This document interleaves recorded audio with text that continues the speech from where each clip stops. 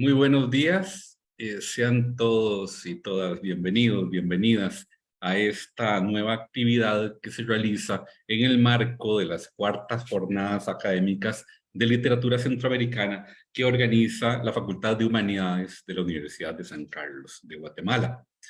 Para mí será un gusto y un verdadero honor el poder presentar a una directa amiga y colega por quien siento por partes iguales admiración y gran cariño. Me refiero a la doctora Alexandra Ortiz Wallner, quien presentará hoy su ponencia Mujeres y Mundos del Trabajo. Permítanme primero dar algunos datos básicos sobre la doctora Ortiz Wallner.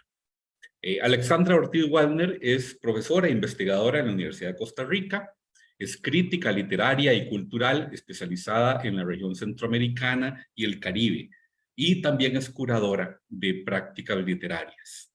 Ha sido invitada en muchas universidades, la Universidad de Delhi, la de Barcelona, Nantes, Santiago de Chile, Católica de Chile, UNAM y Rafael Landívar de Guatemala. Fue profesora e investigadora en la Universidad Libre de Berlín y en la Universidad Humboldt de Berlín. En 2017 y hasta 2020 fue investigadora de la Fundación Alemana para la Investigación Científica, DFG. Durante el 2021 fue Senior Fellow del Centro de Estudios Latinoamericanos Avanzados en Humanidades y Ciencias Sociales, CALAS. Es autora de las monografías El arte ficcional, la novela contemporánea en Centroamérica, del 2012, y la novela centroamericana en tiempos del neoliberalismo, una exploración muy reciente, del 2022. Ha publicado artículos y coeditado volúmenes sobre literaturas y culturas centroamericanas, así como sobre las relaciones intelectuales y culturales entre América Latina e India, con un énfasis en religiosidades y espiritualidades heterodoxas. Es miembro de la Junta de la Mesa Directiva del Instituto Iberoamericano de Literatura, ILI, y cofundadora de REDISCA, la Red Europea de Investigaciones sobre Centroamérica. Además, es editora de ISMO, Revista Virtual de Estudios Literarios y Culturales Centroamericanos, y miembro del Consejo Consultivo de Centroamérica. Es decir, que estamos ante una gran especialista, una gran conocedora de la literatura centroamericana, y me atrevo a decir que no solo de literatura, sino de manifestaciones culturales muy variadas. Ale, bueno, así nos llamamos en confianza. Ale, es un gusto de vernos también por estos medios, encontrarnos, y que sea yo quien me había honrado presentando tu ponencia. Te voy a ceder, bueno, ya la palabra. Tendríamos un máximo de 25 minutos para tu presentación. Así que, adelante. Muchísimas gracias, Alex.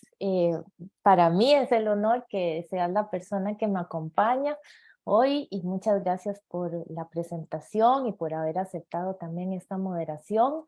Gracias a todas las personas involucradas en la organización de estas jornadas, en la USAC, para nosotros, y ahí me atrevo a incluir a Alex también, para nosotros como centroamericanos es un gran honor y una gran alegría poder colaborar. Trabajamos también en la universidad pública, en la Universidad de Costa Rica, así que ese es un hecho que es importante en estos tiempos que corren. Y también me siento muy contenta, y creo que es muy importante que estemos presentes en estas jornadas, especialmente dadas las circunstancias y el momento histórico que está viviendo Guatemala en estos momentos. Así que muchísimas gracias por invitarnos y por incluirnos. Voy a hacer compartir la pantalla con unas breves imágenes para ilustrar mi presentación de hoy. Una presentación apenas para tener como unas cuantas imágenes que nos acompañen. Y quiero tal vez hacer la salvedad. Estamos en el contexto de las jornadas dedicadas a las literaturas centroamericanas, pero yo voy a presentar un poco un análisis, un acercamiento en el que he venido trabajando en el marco de un proyecto más amplio de investigación, y que incluye o parte de una idea un poco más ampliada de literatura, y trasciende la idea de solo la palabra escrita, y me he interesado por ir viendo, buscando dónde más está la palabra en nuestras producciones simbólicas en Centroamérica. Y el día de hoy voy a presentar un acercamiento a un documental audiovisual que está relacionado con una compañía teatral salvadoreña.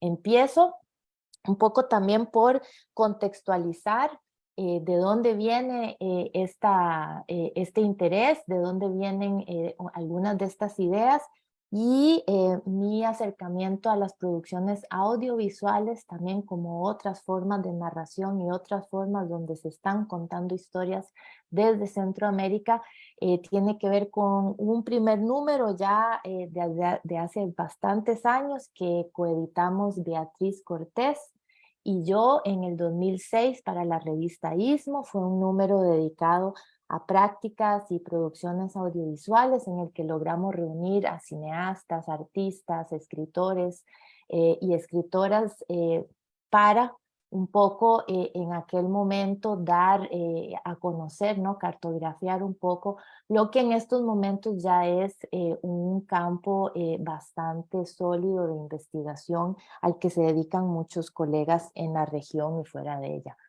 Posteriormente, en el 2013, Mónica Alvisures y yo editamos el volumen Poéticas y Políticas de Género, ensayos sobre imaginarios, literaturas y medios en Centroamérica, en donde decididamente reunimos trabajos de forma interdisciplinaria, intermedial y también interseccional para abordar los diferentes momentos, ¿no? de la llamada posguerra, pero también un poco antes y después de ese periodo que ha suscitado tantas investigaciones con el fin de abrir el espacio de las discusiones y los debates a las perspectivas de género. Como mencionó Alexander en la presentación en el 2021, gracias a la beca que recibí de CALAS, del Centro Avanzado de Estudios Latinoamericanos, que tiene su sede en la Universidad de Guadalajara y una sede regional en la Universidad de Costa Rica, yo pude empezar a indagar más profundamente en parte de lo que voy a presentar hoy, que es mi interés en los mundos del trabajo, cómo están presentes los mundos de trabajo en las literaturas centroamericanas y cómo podemos abordar un campo, una historia que ha sido tema, ha sido contenido de las ciencias sociales, de la historia, pero a mí me interesa también traerlo a el campo de las investigaciones literarias y gracias también a mi labor como docente en la Escuela de Filología, Lingüística y Literatura, en donde imparto cursos de literaturas costarricense y centroamericanas, he podido ir también ampliando y releyendo el canon desde las literaturas de finales del 19, las literaturas que están vinculadas a las llamadas literaturas de la plantación, luego también la industrialización, es decir, he podido ir volviendo a visitar muchos momentos claves que me parecen que podemos volver a leer desde esta perspectiva de los mundos del trabajo. Y unas primeras conclusiones o primeros resultados van a ser publicados a principios del próximo año en un dossier que la doctora Mónica Alvisures y yo hemos preparado bajo el título Capital y Trabajo, experiencias y ficciones en las literaturas centroamericanas de los siglos XX y XXI. Es un poco para contextualizar el lugar de enunciación, de dónde vienen estas reflexiones que voy a presentar, ¿no? Y como ven, es no solamente un trabajo de ya varios años, sino también un trabajo siempre en diálogo con otras personas, con otros investigadores y por supuesto con los textos y con las producciones simbólicas que llenan y dan vida a nuestra región desde muy diversas perspectivas. Entro entonces en materia. La participación activa y decisiva cada vez y cada vez mayor de las mujeres en los diversos ámbitos que componen el mundo del audiovisual o de las prácticas audiovisuales en Centroamérica, muestra como un rasgo actual importante la llegada o la presencia de muchísimas mujeres en el caso, por ejemplo, de las producciones de documentales. Para El Salvador, y desde este género muy particular de narración, que es el documental audiovisual, junto a nombres como Marcela Zamora y Tatiana Hueso, se encuentra Marlene Diñayo, directora del documental a que me voy a referir hoy, del 2018, y que se empieza a proyectar a partir del 2019, así como de otros documentales, uno de los cuales tal vez conocerán también, que es Imperdonable, del 2021. El documental es un género que en el caso salvadoreño, pero yo me atrevería a decir que en el resto de Centroamérica cuenta con una larga tradición que desde hace varios años es el espacio de creación artística y reflexión crítica en que las voces de las mujeres desde dentro de los documentales, así como de las documentalistas, ha tomado una relevancia muy importante. La historia de este documental titulado Cachada tiene que ver con, valga la redundancia, la documentación del nacimiento y el desarrollo de la Cachada Teatro, un colectivo de salvadoreñas que cuenta ya con varias obras teatrales y giras internacionales. La Cachada Teatro nace en el 2011, momento en que la actriz y directora Egli Larreinaga llevó a cabo un taller de teatro para fortalecer la autoestima de mujeres empleadas en el sector informal en El Salvador.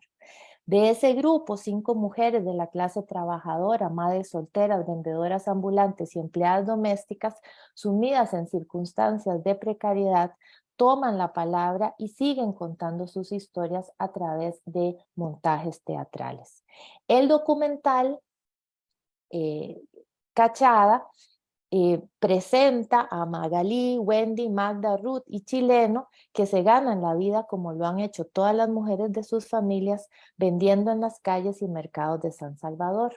Ellas se convierten en las protagonistas de este proceso tan poco usual para mujeres como ellas, es decir, que mujeres pobres, madres solteras, vendedoras ambulantes y empleadas domésticas formen una compañía de teatro y lleven a escena sus historias de vida. En este sentido, me interesa acercarme a este documental con la ayuda y el contrapunto de algunas reflexiones del cineasta y artista alemán Harun Farocki, quien magistralmente pensó el trabajo a través de imágenes cinematográficas documentales en obras como Trabajadores saliendo de la fábrica u Obreros saliendo de la fábrica de 1995, El trabajo en una sola toma del 2011, que es además un work in progress, un trabajo que se sigue haciendo aún posterior a la muerte de Farocki y que muestra, ¿verdad? Un poco cómo se ha ido transformando esta idea del trabajo a lo largo de muchas décadas. Trabajadores saliendo de la fábrica, este trabajo de Farocki de 1995 se monta, actualiza y de alguna forma sigue registrando en un montaje y en una videoinstalación, es ese proyecto que sigue estando vivo, y con un texto que acompaña el montaje de las imágenes, una imagen fundacional del cine. El origen del género documental, que es el filme de los hermanos Lumière, La salida de la fábrica Lumière en Lyon de 1895, y que ya había documentado en imágenes el movimiento de salida de obreros y obreras de la fábrica familiar Lumière. Siguiendo a Farocki, la fascinación por el registro del movimiento hizo que la primera cámara de la historia filmara la salida de trabajadores. Aquí tienen unas imágenes que filmara la salida de trabajadores ordenados y alineados de forma artificial por un director de cine, pero sin perder su carácter documental. Ya antes que el cine, el orden industrial y su matriz determinaban el tiempo y el ritmo de los individuos y subjetividades modernas. Ahora, con estas imágenes fijadas, teníamos este cambio en las condiciones de producción de las sociedades industriales. Imágenes fundacionales en un sentido doble, la del cine y el capitalismo. Farocchi en su documental Trabajadores saliendo de la fábrica coloca la salida de obreras y obreros de la fábrica, el momento en el que la fuerza de trabajo colectiva identificable como eje del movimiento obrero se dispersa hacia las subjetividades individuales, recuperando sus historias personales o sus vidas privadas. La voz en off de la película de Farocchi o del filme de Farocchi identifica las puertas de una fábrica como uno de los lugares en los que más claramente se materializan las diferentes dimensiones del conflicto social, económico y político que recorre el siglo XX. La contigüidad entre cine y producción industrial capitalista se materializa en este filme original de los Lumière que Farocchi toma como punto de partida y en el que la cámara va a explorar el nacimiento de esa fábrica fordista, ¿verdad? En el término de las condiciones de producción, pero lo hace desde un punto externo a la misma, la fábrica como nudo del capitalismo productivo y el cine como herramienta central en la configuración de una visualidad hegemónica que se genera en torno a ese capitalismo productivo. Harun Farocchi busca reflexionar sobre la organización de la vida en la sociedad industrial y a la vez reflexionar sobre el cine como un medio de construcción de sus representaciones. Las fábricas laborales estructuran nuestras vidas, los modos de producción determinan nuestros modos de vida. Y como observa Farocchi, y esto es una cita, se puede ver que los trabajadores esperaban formados detrás de las puertas e irrumpen hacia la salida tras recibir la señal del operador. Aunque también se trata de que, otra cita, las puertas de la fábrica estructuran la formación de los obreros y las obreras reunidos por orden del trabajo y esta comprensión produce la imagen de un proletariado. Hasta aquí las coordenadas que me sugirieron y que me estimularon a pensar y a tratar de leer en contrapunto el documental que mencionaba anteriormente. Cachada, como este documental que nos narra la historia de 5 mujeres salvadoreñas que son vendedoras ambulantes en el mercado y las calles del centro de San Salvador, reciben este taller de teatro enfocado en mejorar su autoestima. Pero al concluir este taller, deciden formar la compañía La Cachada Teatro, convertida hoy en una de las agrupaciones más importantes de la escena teatral salvadoreña. El documental inicia con la pantalla en negro y los sonidos propios de la dinámica económica y social de un mercado. Voces ofreciendo. Vamos a ver aquí también las imágenes del afiche. Voces ofreciendo sus productos a la venta, música de fondo, autobuses, para dar paso luego a una cámara que sigue a una de nuestras protagonistas en sus recorridos diarios por las calles. La cámara registra a mujeres vendedoras ambulantes en constante movimiento por las calles, a mujeres vendedoras en sus puestos del mercado, a mujeres vendedoras preparando comida para la venta. Todas juntas componen un fresco de cuerpos de mujeres indisociable de las condiciones de trabajo arduo en la informalidad, la precarización y la pobreza aguda que según el más reciente informe del Estado de la Región publicado hace no mucho tiempo, la exclusión y desigualdad sociales siguen marcando profundamente a las sociedades centroamericanas. La pobreza en El Salvador, por ejemplo, compone según el informe un 33% y ya se ha contabilizado un crecimiento de 430,000 personas en condiciones de pobreza y pobreza extrema, en gran parte debido a la emergencia sanitaria global que trajo la pandemia. En una de las escenas, volviendo al documental, las mujeres de Cachada reunidas en su espacio de ensayo teatral comentan sus ingresos diarios. Llegar a los $10 por día es la mayoría de las veces un monto que no pueden ni siquiera llegar a reunir. En Cachada no vemos ni el interior de la fábrica ni la salida de obreras u obreros de una fábrica. como tampoco a los obreros después del trabajo. Claramente no estamos más en esa Europa o en esa Francia de finales del siglo XIX con toda su modernidad condensada en las masas saliendo de estos espacios, ni en un occidente industrializado de los años 20 del siglo XX, ni en el ocaso crítico de esa decadencia hacia los años 30. Estamos en El Salvador y es el siglo XXI. Aquí no hay imágenes de salida de la fábrica. La idea de Farocki, sin embargo, en el ensayo homónimo que acompaña su montaje e instalación, acerca del carácter simbólico del movimiento humano en la salida de la fábrica de los Lumière como representación de los movimientos ausentes e invisibles de los bienes, el capital y las ideas que circulaban en la industria, puede ser repensada, esta es mi propuesta, a partir del documental Cachada. Ese umbral que venía con el paso del interior hacia el exterior de la fábrica por parte de los cuerpos obreros no está más aquí en un espacio urbano de precarización y de triunfo de la informalidad laboral de una mayoría de habitantes. Las mujeres vendedoras ambulantes de Cachada no son presentadas a través de una cámara discreta que registra y no interviene. El documental tampoco tiene una voz en off y hace poco uso de la música como un estructurador de la narración. Somos quienes vemos este documental testigos de su vida cotidiana como vendedoras ambulantes, como madres solteras proveedoras de sus hijos y de sus hijas, como mujeres llevando a cabo la doble jornada de trabajo informal en la calle y la del trabajo doméstico en sus espacios habitacionales. Y las vemos también como mujeres de teatro. Las vemos en su trabajo de profesionalización como actrices. La escena inicial es magnífica en este sentido, pues luego de que la cámara sigue a varias de ellas en sus recorridos diarios como vendedoras ambulantes, cargando en sus cabezas, espaldas y brazos los bienes que tienen a la venta, las 5 protagonistas coinciden en las afueras de un local, conversan y luego entran al lugar en el que ensayan.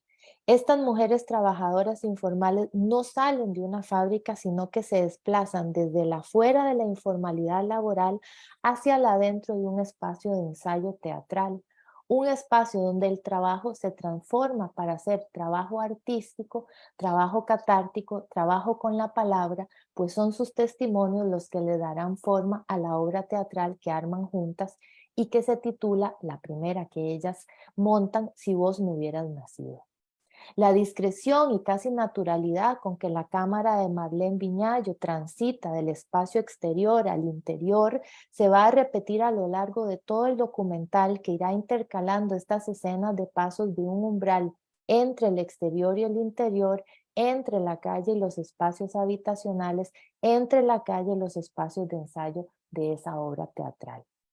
Si en las imágenes fundacionales del cine documental y la intervención que hace Harun Farocki de las mismas de la fábrica y, y los obreros ocupaban un lugar de interés como espacio político, en Cachada la potencia política se desplaza hacia el espacio del arte simbolizado en los lugares donde ensayan la obra teatral.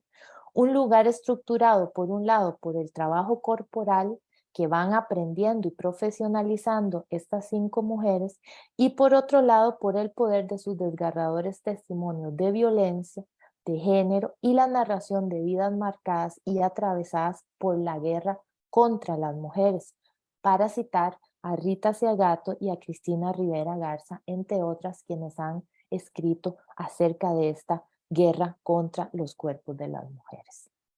La entrada al mundo del teatro y del arte y su participación en él mismo a través de sus testimonios, que posteriormente se convierten en la obra teatral, desmonta la dependencia de sus cuerpos violados y violentados para convertirlas en protagonistas de su propia historia, luego de un proceso catártico propio del teatro por el que pasa cada una de ellas en su camino a convertirse en parte de la compañía que fundan juntas y que sigue activa. Voy concluyendo. Si a Harun Farocki le interesaba intervenir en los modos de representación que han venido imperando en el cine a lo largo del siglo XX, sobre todo desde la perspectiva que presenta al cine como vía de acceso y conocimiento de la realidad, y mostrar y desmontar los modos hegemónicos de la visualidad, basados en la posibilidad de un acceso a la realidad a través de la representación visual.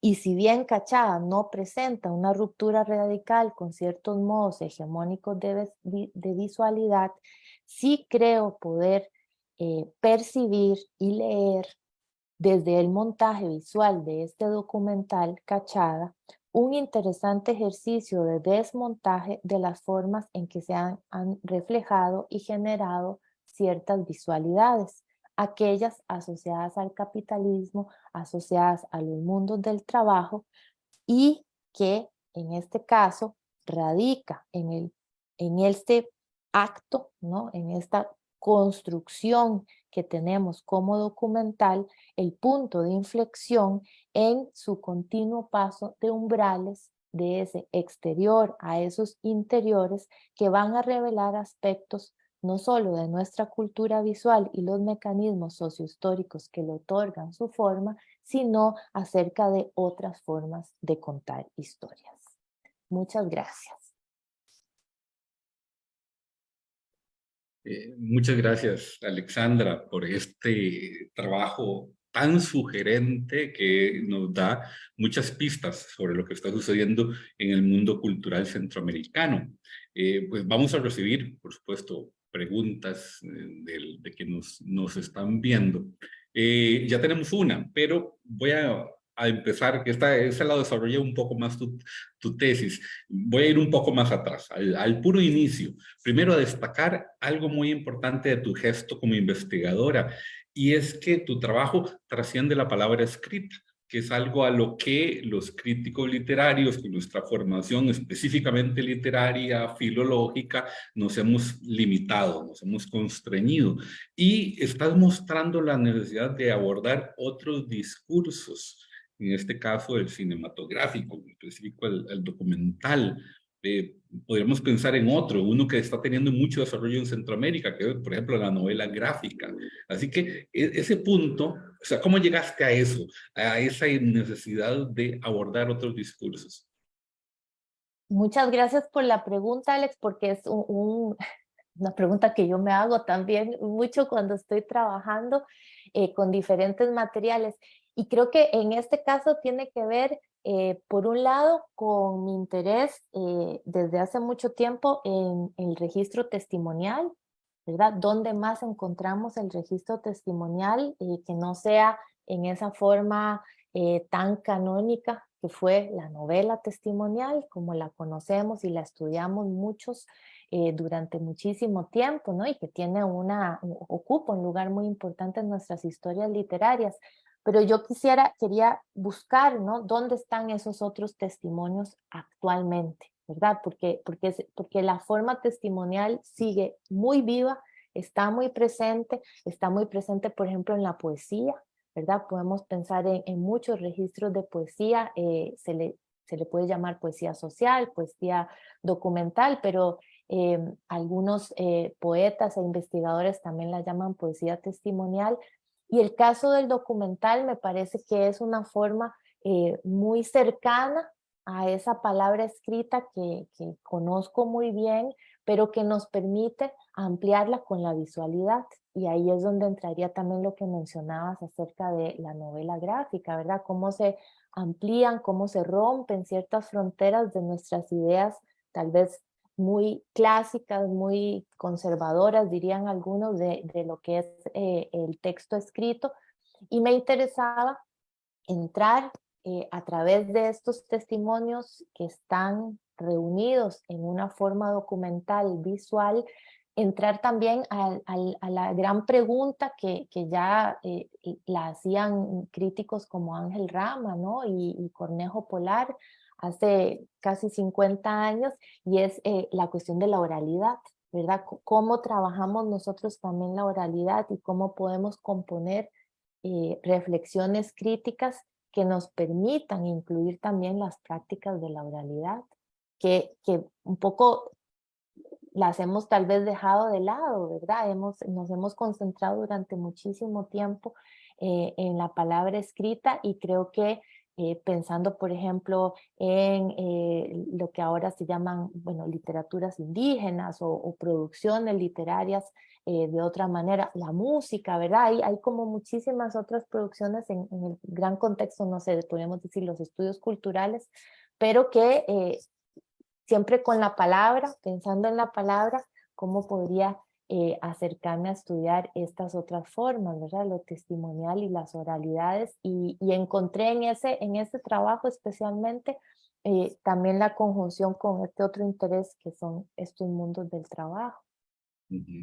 Claro, eso es superar un poco como nos enseñaban a nosotros clásicamente, cuando nosotros nos formábamos, que nos decían, no, no, aquí estudiamos la palabra escrita, porque no tenemos metodologías para abordar la oralidad. Y eso afortunadamente, como lo demuestra tu trabajo, ha ido cambiando. Eh, a partir de algo que dijiste, voy a llegar, dijiste algo, el testimonio, cómo el testimonio es más allá de lo que hemos visto como lo canónico. Novela testimonial y testimonio de los años 70, 80. Y ahora se discute que perfectamente hay relato testimonial desde la novela de la plantación, que también la Exactamente. mencionaste. Y me interesa mucho porque planteaste que se puede releer la novela de la plantación introduciendo una clave fundamental que es la mujer, porque la lectura que se ha hecho de la novela de la plantación, que es tan fundamental para Centroamérica, desde la fundacional Mamita Yunay, bueno, y ahora estamos discutiendo si es la fundacional o hay un antes de Mamita Exactamente. Yunay, pasando por Prisión Verde de Amaya Amador, con Mapa de Román, y hasta llegar a la gran trilogía de Asturias en Guatemala. Y eso es introducir esa clave, ¿verdad? La clave de la presencia de la mujer.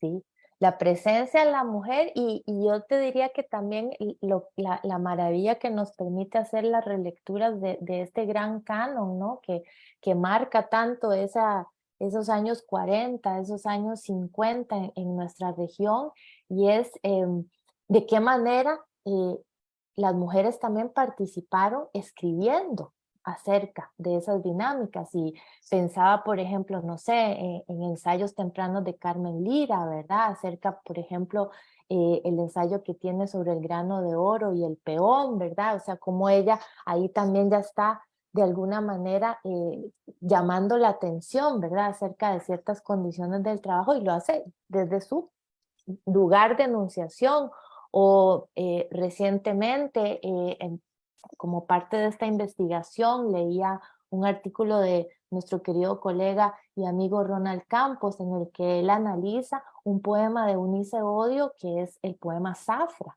¿verdad? Que para muchos ese poema es un poema probablemente que no entra en la imagen que solemos tener de la poesía escrita por Eunice Odio, ¿no? Y en el cual ella hace un extraordinario trabajo, ¿verdad? De esa otra forma de la economía de la plantación, ¿verdad? A través de prácticamente, como bien dice Ronald, una canción, ¿verdad? Y ese sujeto, ¿verdad? Que trabaja en la zafra, cómo se va deshumanizando y desapareciendo. Entonces, creo que lo que tenemos enfrente es realmente, como bien lo demuestra también tu libro de reciente publicación, antes de Mamita Yunay, tenemos que volver a leer, ¿verdad? Tenemos una tarea de volver a leer y en este sentido, para mí los mundos del trabajo nos permiten hacer una magnífica, ¿verdad? Lectura a contrapelo, relectura de ese canon, viendo precisamente no solo esos archivos dispersos, sino, por ejemplo, colocando las voces de las mujeres, la presencia de las mujeres también como actoras, ¿verdad? En una reflexión de aquellos momentos, de aquellos años, como posibilidades de también abrir, ¿verdad? Esos debates y entender un poco mejor, ¿no? Quiénes estaban participando de esa conversación. Tenemos una pregunta del público que se relaciona mucho con lo que acabas de hablar, que ya en alguna medida ya la respondiste, pero te la digo. Dice, ¿cómo se representa esta dinámica del trabajo en las literaturas de mujeres en Centroamérica?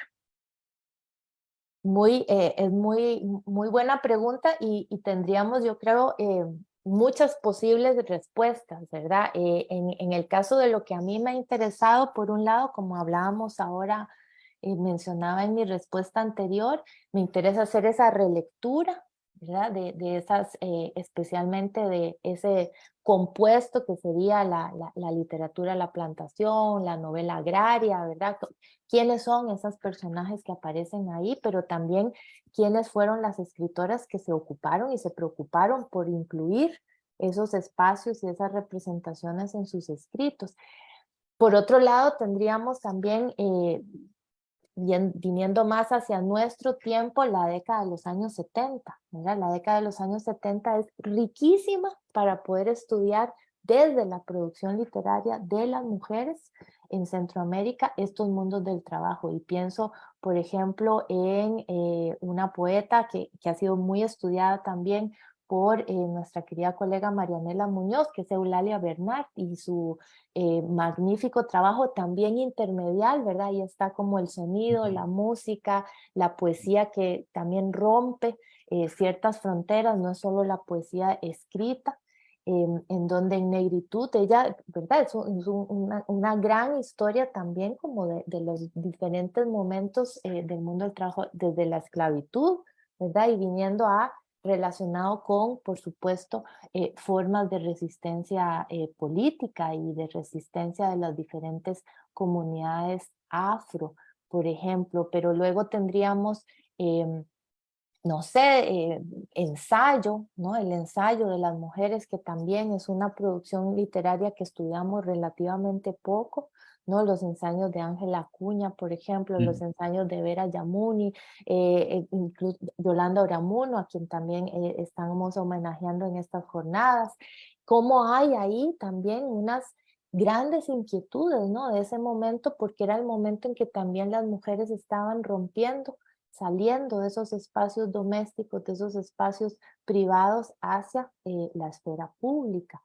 Y luego podríamos pensar en un momento todavía más reciente, más cercano, que serían las dinámicas de la migración, ¿verdad? Como mucha literatura ficcional está también trabajando ese desgarro de la migración, pero también esas condiciones de enorme precariedad en la que estas mujeres protagonistas, pero también mujeres escritoras, escriben sobre esos procesos migratorios, y estas mujeres trabajadoras. Pienso en María del Carmen Pérez Cuadra, que también presentó en el marco de estas jornadas un trabajo muy sugerente acerca de dónde están las autoras centroamericanas en las actuales dinámicas del mercado, pero sus cuentos, por ejemplo, son magníficas miniaturas, ¿no? Como las de Claudia Hernández también, para comprender esas idas y venidas, ¿verdad? Esas sujetas migrantes, pero también trabajadoras en la informalidad. ¿Qué pasa, verdad, con eso? Pero cómo la literatura también busca las formas para poder hablar de esto. Muy bien. Ale, tenemos un comentario y una pregunta de la doctora Mónica Alvisures. Te leo primero el comentario. Muy interesante el tema de la representación documental del trabajo de mujeres, incluido el propio trabajo colectivo artístico, desde lo popular. Felicitaciones, Alexandra. Y luego viene ya la pregunta también de la doctora Alvisures. ¿Se plantean en el documental salidas o refugios simbólicos a la precariedad y violencia del trabajo informal? Muchas gracias, querida Mónica. Saludos y gracias también por escucharnos y por tu pregunta. Em, Me parece que el documental no, no, no cierra, ¿verdad? O no plantea una salida o una solución a esa dinámica o a esa estructura de la informalidad o de la precariedad, sino que se enfoca mucho en la posibilidad de ese trabajo artístico como un trabajo que no era posible pensar en estas protagonistas, y que entra en sus vidas y que transforma esas dinámicas del trabajo.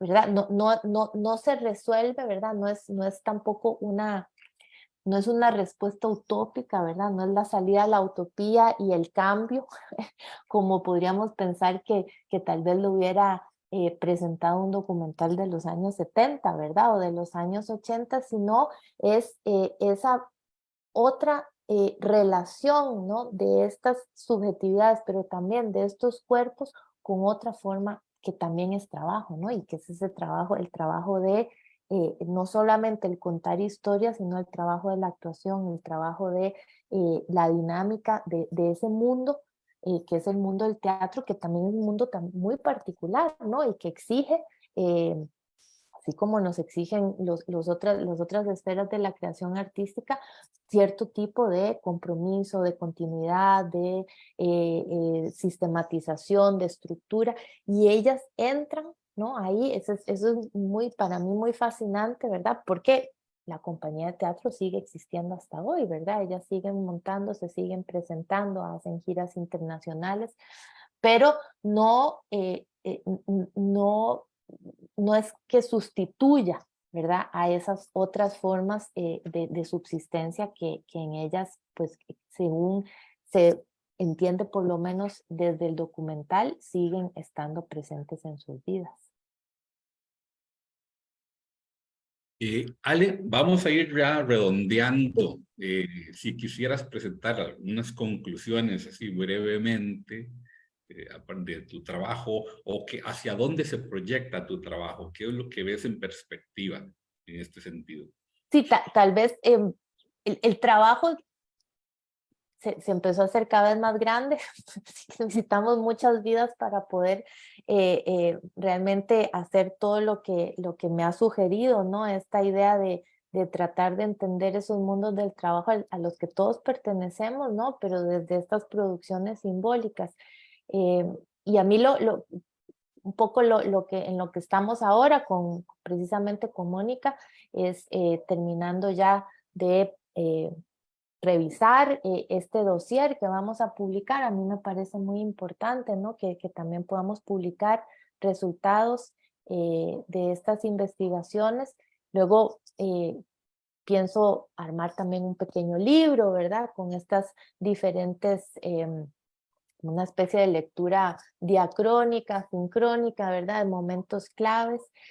Pero lo que tal vez más me podría interesar es esa forma en que nosotros podemos comunicar la importancia de releer nuestras propias literaturas, ¿verdad? De hacer realmente esa relectura del canon, pero que esa relectura del canon, ese proceso nos permite a nosotros también ver mucho de lo que no leímos o no se leyó en su momento. Y en este contexto de estas jornadas, cabe destacar, ¿no? El papel de las mujeres, ¿verdad? Las mujeres escritoras, las mujeres productoras de textos, trabajadoras de la palabra, pero también esos personajes femeninos que aparecen en nuestros textos, que aparecen en nuestras literaturas y que eh, pueden también proveernos a nosotros de otra perspectiva, ¿no? Son otros lugares de enunciación, son otras preocupaciones que durante muchísimo tiempo han permanecido silenciadas, y creo que también este es un momento muy idóneo para poder trabajar en ese sentido, ¿no? Y comunicarlo en los diferentes espacios que podemos, en las aulas, en contextos como este, con nuestros trabajos que publicamos y demás. Muchísimas gracias. Vamos a ir cerrando con esa idea de la enunciación desde otros espacios que tradicionalmente han sido marginados. Me dejan muchas inquietudes tu presentación, esa idea de cómo mujeres trabajadoras desde la marginalidad se apropian de manifestaciones artísticas que sirven como elementos de catarsis y de posicionamiento también, de reforzamiento de sus propias posiciones. Y aquí me vino la idea del caso de Transvida en Costa Rica, es una Sí. agrupación de mujeres trans que, claro, con el apoyo de una escritora, de Camila Schumacher, han producido sus historias de vida. El libro gana el Premio Nacional de Relato de hace 3 años aquí en Costa Rica. Y además, no solo tienen, eso se está convirtiendo en obras de teatro, y luego ellas mismas también tienen una pequeña compañía de baile Entonces, qué interesante cómo en un país y en otro se dan acercamientos similares. Muchísimas gracias, Ale. Vamos a ir anunciando a todas las personas que el formulario de asistencia aparecerá en el chat de Facebook 10 minutos antes de finalizar la actividad, así que ya debe estar en el chat de Facebook. Vamos entonces a pasar al agradecimiento y la entrega de los diplomas, del diploma en este caso. Así que si nos ayudan desde la conducción con la proyección. Allí está. Entonces allí está el diploma que se otorga a la doctora Alexandra Ortiz Wallner por su excelente participación, y eso es verdad, no es mera retórica, en la conferencia Narrativa de Mujeres en Centroamérica, Violencia y Marginalidad, dentro del marco de las cuartas jornadas académicas de literatura centroamericana, dedicadas al cincuentenario de publicación del libro Poemas de la Izquierda Erótica de Ana María Rodas y a los 75 años de publicación del libro La Ruta de Suavación de Yolanda Oriamuno, realizadas en modalidad virtual los días lunes 16, martes 17, miércoles 18, jueves 19 y sábado 21 de octubre, con una duración de 10 horas. Guatemala, 21 de octubre de 2023. Ir y enseñar a todos, y ahí tenemos las firmas de las autoridades universitarias. Muchas gracias. Ale, muchísimas gracias. Vamos a ir cerrando la actividad, no sin antes invitar a todas las personas a que continúen conectados, porque de inmediato vendrá una presentación. Vamos a buscar el título, que aquí lo tengo. Es un conversatorio, un viaje por los nuevos clásicos de la literatura latinoamericana, poemas de la izquierda erótica de Ana María Rodas. Maravilloso. Y participan la doctora Alexandra Ortiz Waldner, que ha tenido una mañana muy ajetreada, y el escritor, el querido escritor salvadoreño Miguel Hueso Mixo. Así que están todas invitados a continuar. Ale, ha sido un verdadero gusto compartir con vos esta mañana. El gusto es mío, muchísimas gracias. Y muchas gracias a todas las personas que nos siguieron. Así que Gracias a todos y a todas, sí. Buen sábado para todos. Gracias. Saludos.